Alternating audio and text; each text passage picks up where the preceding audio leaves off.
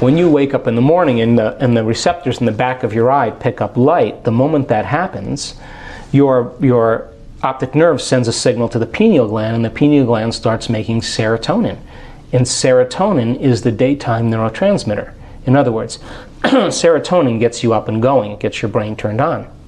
The moment it starts getting dark at night and your eye is no longer picking up visible light, the mechanism starts to change, and now because there's less light, the optic nerve sends a signal to the pineal gland. The pineal gland takes serotonin and starts carving off a couple methyl groups and turns it into melatonin. And melatonin is the nighttime neurotransmitter. So Sarah gets you up in the morning, and Mel puts you to bed at night. Now, when serotonin increases, your brainwave patterns go into beta. That's because you're going to pay attention more to the outer world.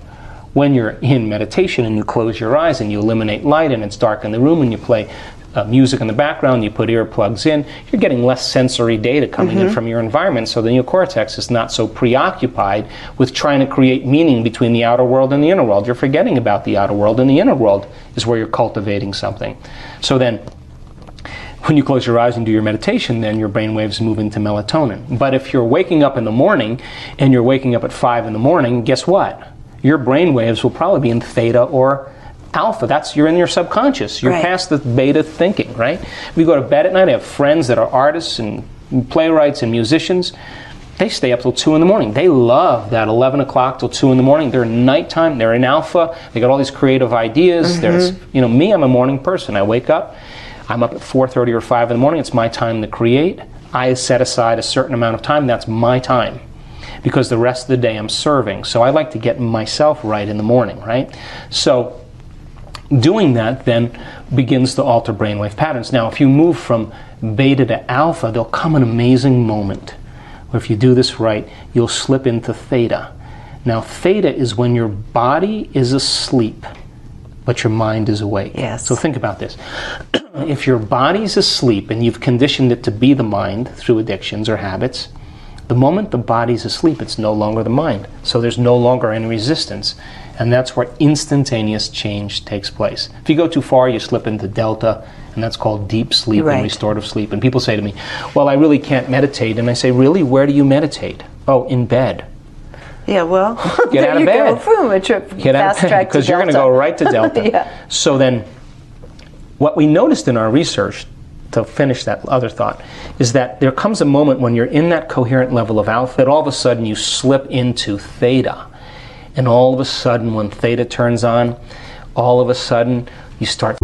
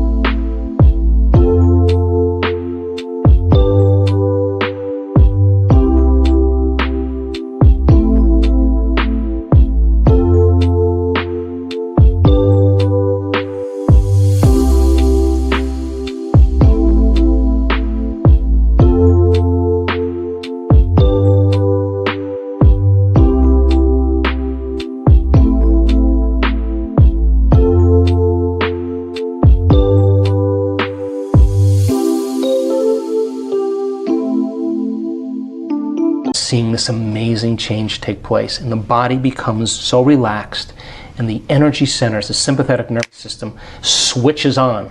But instead of switching on like you're being chased by a tiger, or switching on like having an orgasm, or ejaculating, or switching on for whatever reason, it's switching on in balance with the parasympathetic nervous system. Yes. So the parasympathetic nervous system settles the body down, but now the sympathetic nervous system turns on, and here comes that energy, and whoosh, it travels right up the central nervous system, and when it hits the brain stem, switches on what's called a thalamic gate, the reticular activating system. All that energy now hits the train station, the docking station where all the neurons go, and boom, it hits the neocortex, and now you're producing gamma brainwave patterns, and gamma brainwaves are super conscious brainwave patterns. In other words, the inner world is the real world, the experience is so profound energetically that you never forget the moment.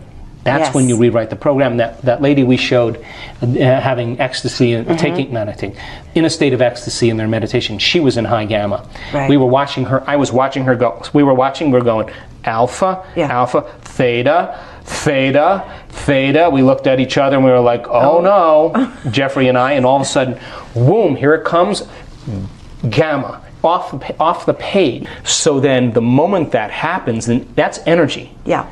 And the sympathetic nervous system now is in complete balance with the parasympathetic nervous system. The thalamic gate is open. The subconscious is out of the way. It's released. And the energy is now traveling to the thinking brain, and the person's becoming super aware. You just took the dimmer switch and went from 20 watts to 50 watts, which is normal, to 100 watts. Right. And we saw that in all the redness in the brain. Her brain was full of energy, and she was in a state of catharsis. She could control that, but why would she want to? Now she's having an orgasm in her head. Her brain is having the orgasm, and it's not chemical. It's electromagnetic. It's electromagnetic. Now, here's what happens. The moment that happens, melatonin has to change. Now it starts turning into all of these amazing neurotransmitters. Melatonin is transmuted in the alchemical factory of the pineal gland, and it makes a chemical that is one of the strongest antioxidants known to man. In other words, just a little tweak on the melatonin molecule, and now you have an anti-aging, anti-cancer, anti-heart disease, antimicrobial, anti-neurodegenerative disease chemical that's floating through your bloodstream. That's the first thing.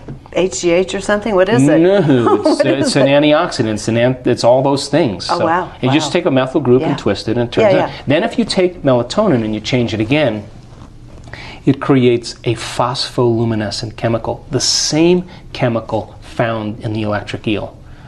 Now what is that? The neurons are just filled with energy, and there's a glow. And the neurons now are heightened, and they're storing energy, and that's what gives those colors and patterns during the experience. And if you switch that molecule again, it turns into the chemical that you find in mammals that are hibernating. In other words, no sex drive, no appetite, the body's in stasis. You're no longer having any drives. And what a time to dream. What a time to create a future, when the body is no longer the mind. Take that chemical and tweak it again, and it's the most powerful hallucinogenic known to man.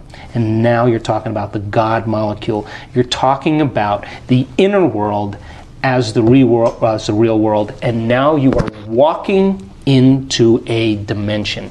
And this is where you go from space-time into time-space. And that's the vision quest, or the lucid experience, or whatever mystical moment that has been talked about for antiquity. And it takes a little bit to get people to this point, but when the neurotransmitters change, the chemicals are a downward causation of a shift in consciousness. And when that happens, holy hell, because the person will never be the same. I've had experiences, I understand them, and you can't go back to business as usual after a few of those. I think, my interest is to demystify this. Right? So let's demystify it. I mean, information, you teach people information, you teach them how to do it, and then it creates transformation. If we can measure transformation, that's more information to teach transformation better, and we can close the gap.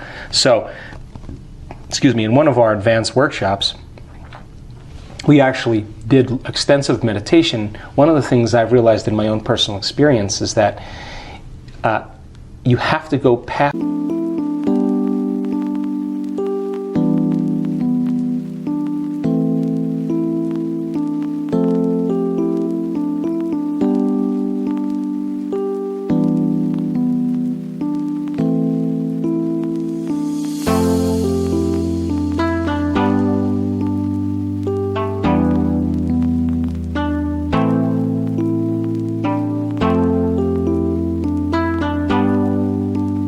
the point where you want to lay down in your meditation. There comes a point when you want to lay down, or you want to give up or stop. If you go a little bit past that point and you sit up a little bit longer, and then you lay down, and you can do it early in the morning, because the neurotransmitters are just right. They're not quite melatonin, they're not quite serotonin, they're in between. And if you can get up and do your meditation early enough and sit up for an extended period of time and then lay down, the light show is going to begin. Yes. And so I started having these mystical experiences a couple years ago, and I would literally, they were so unusual that I had to go back to my quantum physics books and begin to look at what exactly was going on. But I wasn't taking any drugs. My brain was the pharmacy, in a sense.